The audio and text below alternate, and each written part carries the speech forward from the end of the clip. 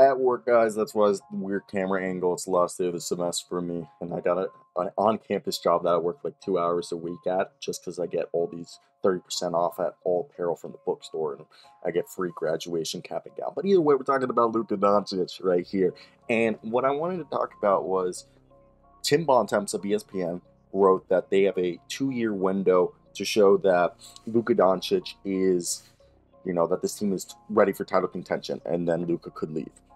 Now, there's a great article by Fred Katz, I believe it is, on The Athletic, talking about what we've seen from every player on the Mavericks. So we're going to combine both our information from both articles. Shout out Tim Bontemps of ESPN and Fred Katz of The Athletic for all this information that we'll be using. But let's talk about what Tim Bontemps said. Also, thank you for 9,000 subscribers, guys. We're on the way to 10,000. Let's try to hit that before the end of the year. You can subscribe. We post 150 videos a month. And if you don't like it, you can always unsubscribe. It's free. The Dallas Mavericks reached the Western Conference Finals last year, but they lost Jalen Brunson in the offseason to the New York Knicks. Critics have been wondering whether they have enough talent surrounding Luka Doncic to compete for a title. Many of you are aware that Doncic signed a 5-year, $207 max contract with the Mavericks in 2019. Doncic has a player option ahead of the 26-27 season. Critically, to signal his feelings towards the Mavericks, Doncic will be eligible for a supermax extension in 2025. Now, this quote from Tim McMahon comes from, my apology, I said Tim Bontemps, but it's Tim McMahon. Tim McMahon said this on Hoops Collective podcast. I think they have a 2-year window. This season and next season, going into that 2024 summer, I think they have a 2-year window where, like Milwaukee did with Giannis, I think the window they really need to convince Luka that he has a chance to convince year in and year out right here in Dallas. If they think they can't get it done in that 2-year window, I'm not going to sit here and tell you that he's going to force a trade or ask for a trade. I'm just saying that by that point, if he's not happy, he has all the leverage in the world if he would be looking to leave. I'm not going to pretend I know his innermost thoughts, but obviously I'm around this team on a regular basis. I know people who do know Luka well. I don't think Luka will look for reasons to leave. I think he'd be perfectly happy to spend his entire career in Dallas, but he doesn't have to look for reasons. They're slamming him in the face, and then that's the problem.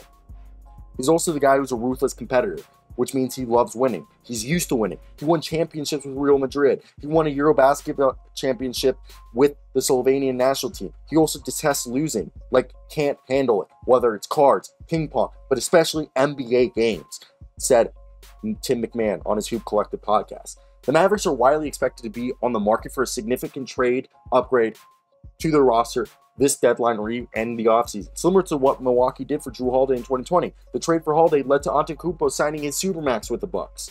I would not hold your breath for them being able to solve their number one concern this year simply because of the pick they still owe on Porzingis. It's hard to do, added McMahon. Now, if we move over, what is there? Obviously, Luka Doncic, 32.9 points a night, 8.6 rebounds, 8.7 assists.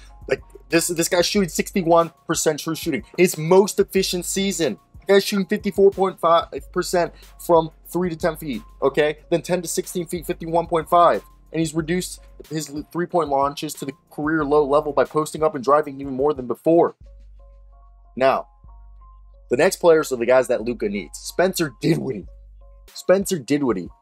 Okay? Dinwiddie's role in this team is somewhat different from last season. It's most noticeable in his free throw rate, which has fallen from an absurd 0.449 rate to 0.201. A free throw rate measures the number of free throws attempted for every field goal attempt. He's not catching the ball to drive at a panic defense. More often, he's the player causing the panic. He's shooting less at the rim, more behind the arc, and is simply, a little less efficient than that brilliant 23-game stretch he had for them last year. And Dinwiddie is so important to this team as he's the other undisputed shot creator. And the Mavericks don't score as efficiently when he's on the court, but having him as someone who could imitate Doncic's role in the offense is necessary whenever Doncic needs a breather. Next up, Dorian Finney-Smith. This guy is a 3-and-D wing. And right now, 6'8", can guard basically every position, and he's a career 36% shooter. This guy's invaluable. He's their glue.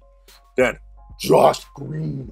People forget that this guy was a lottery talent, straight up lottery talent, who fell out of the lottery. The guy's making 89.7% of his shots from 3 feet of the rim.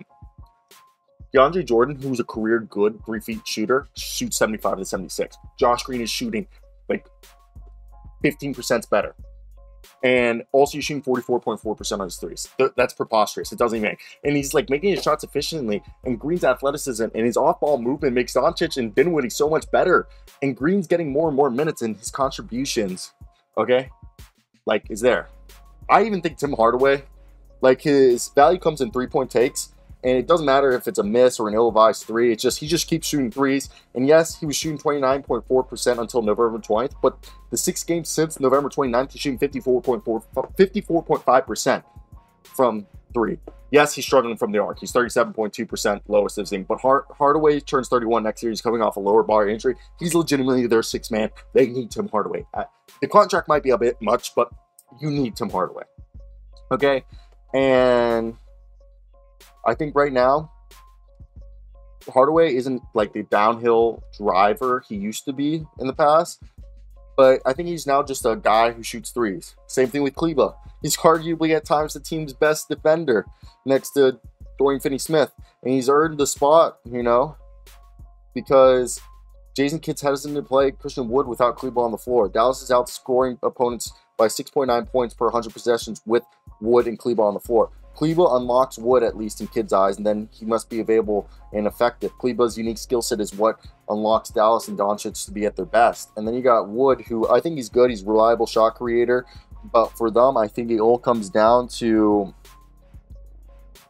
and I think it'll be interesting as all hell to see. So when you look at this, Dinwiddie, he's been more adequate as the Dinwiddie replace, because Dinwiddie and Wood help replace Jalen Brunson's offensive production. Now, Reggie Bullock shooting 29% on catch and shoot threes. Dwight Powell. I think Bullock and Powell are two guys that, I mean, they're doing fine, because if you like, obviously Powell and Bullock, they're not bad. They're solid. They're good rotational guys, but because Davis Bertans is being paid too much, and like, he's basically like kind of like Bertans been providing some impactful minutes, but the Mavericks should embrace the 3-point dependency and use like Davis Bertans could be usable. But I think Dwight Powell, like, maybe play Davis over Reggie Bullock, maybe, but Bullock gives you defense. I think JaVale McGee has been basically, he's been struggling, and that's why they're looking at getting Nerlens Noel. While not Walker Kessler, but Kemba Walker, is that he'll likely, like, we don't know like what's going to happen. We saw was, you know, they gave Campazzo, like, they're hoping that he can do the same thing Campazzo was, which was they just need him to play whenever. And I think the guys that they need to look at, like Dorsey, they haven't done anything, but he's been lighting it up with 41 and 47-point performances in the G League. So I think Hardy and Dorsey should be given shots. And then Henson, he's, you know, he's just a locker room guy. But I really do believe that Frank Ntilikina and Dwight Powell and Reggie Bullock should be looked to be moved.